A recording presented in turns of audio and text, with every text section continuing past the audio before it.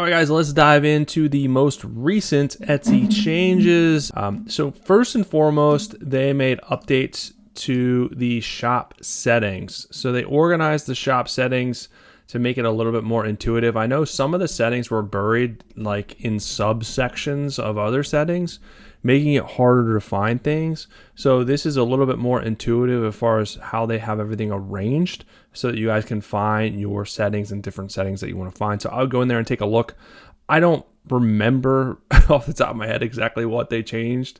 I know it does kind of make a little bit more sense now, but I didn't have the shop's settings memorized. I'm not like, I'm not Rain Man, so I don't have all that stuff memorized. It looks like they are going to organize kind of like how the about section, process videos, team information is kind of aligned to make a little bit more sense. That stuff, if you don't know, make sure all your shop sections are filled out and you're not leaving any of those blank, because that just helps build trust with buyers.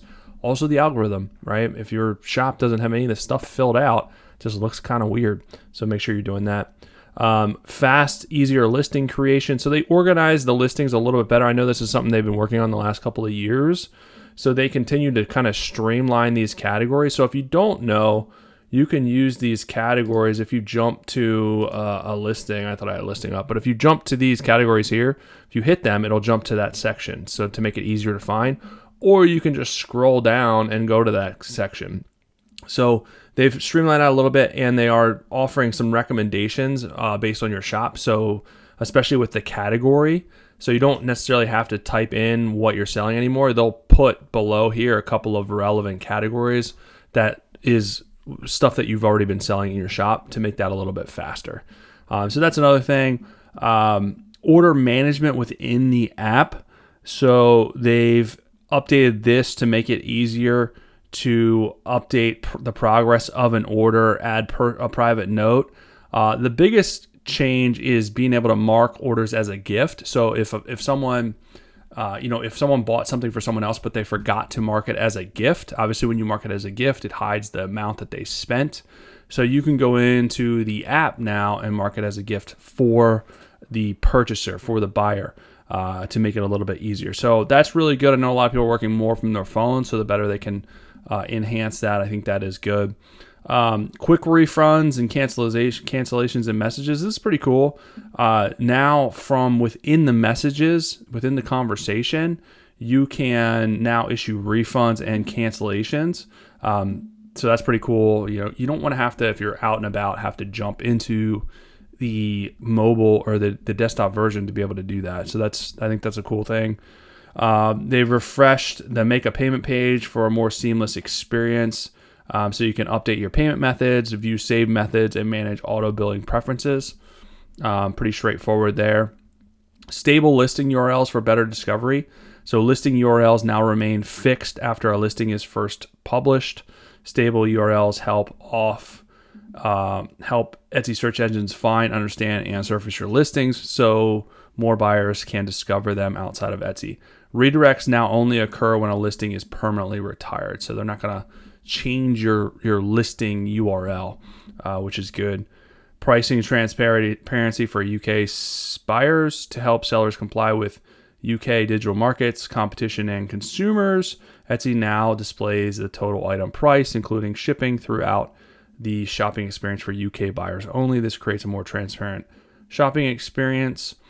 They updated the review rating calculation. So this is something they did probably a month or two ago, as far as how the reviews are calculated. If you go back, I did a whole episode on this, but basically they're getting the last 12 months get more weight than the previous 12 months. And then every year you get less and less weight. So basically they're trying to have the most accurate reviews, the most accurate recent reviews having the most weight.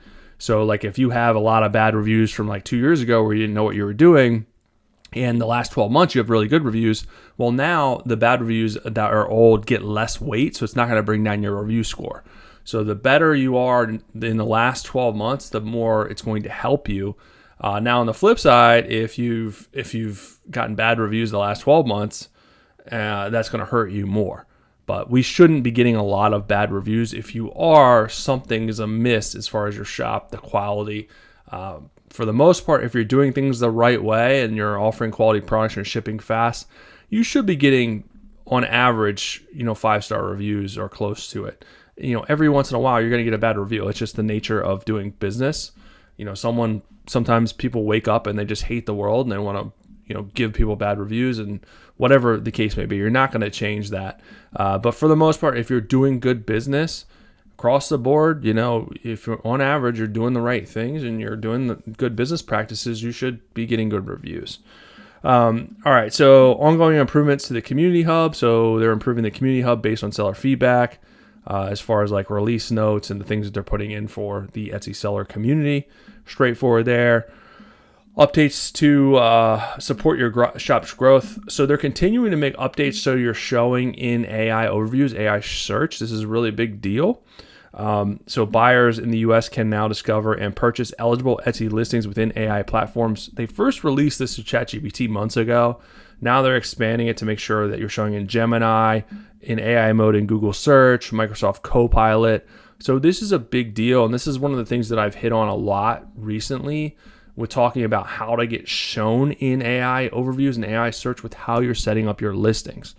So there's resources inside my community where I talk about how to set this up inside your description to make sure you're using high search intent, bottom of the funnel keyword combinations, in your descriptions to make sure that you're doing everything possible to get shown inside AI overviews. So there's a link below if you guys want to check out this community. Amazing, awesome place.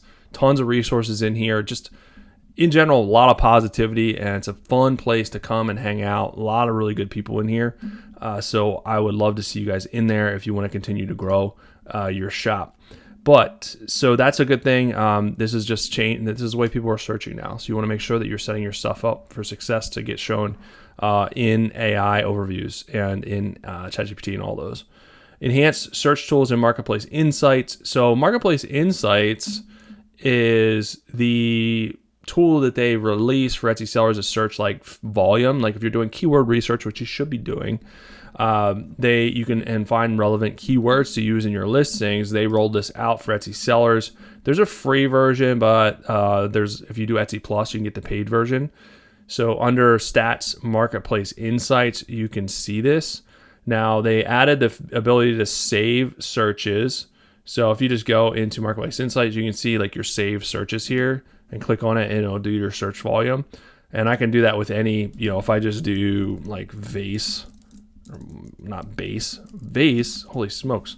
Then I can hit save and it'll save it as a saved search. The other thing that they added was the 7-day change. So you can kind of see the improvement in the last 7 days. It helps track trends. And then, it has this new trend line from the last 7 days, which is the orange line. And then the things that are stayed the same, you can see relevant keywords, the searches, how many listings are showing in those search results. So this is good for brainstorming. And then you can scroll down and kind of see bestsellers.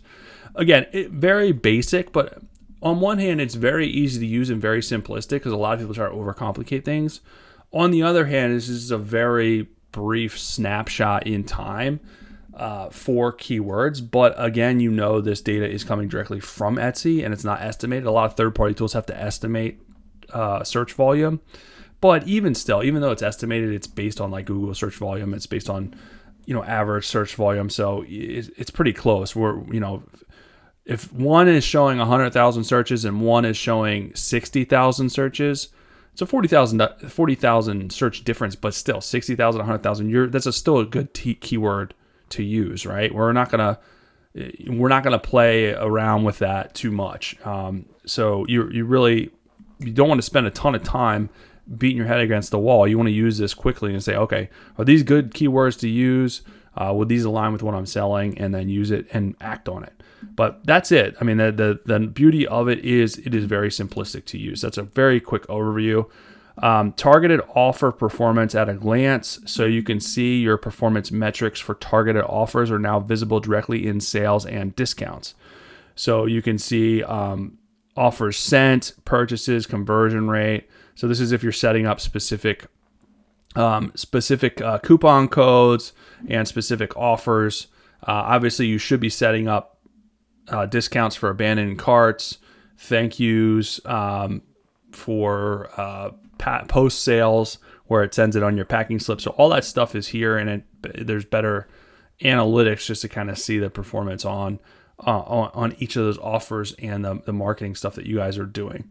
Smoother checkout experience for buyers. All right, cool. You know, the less friction, the better for buyers, the more people are going to buy stuff. So they improve the checkout experience to make it easier for buyers to complete their purchases. Buyer payment options have expanded to include pay by bank. I guess this is a UK thing for all my UK peeps. I don't know what that is. And guest buyers can now use Apple Pay directly from listing pages. All right, that's cool. Because a lot of people don't want to set up an account. They want to just check out and be done with it. So just make it fast.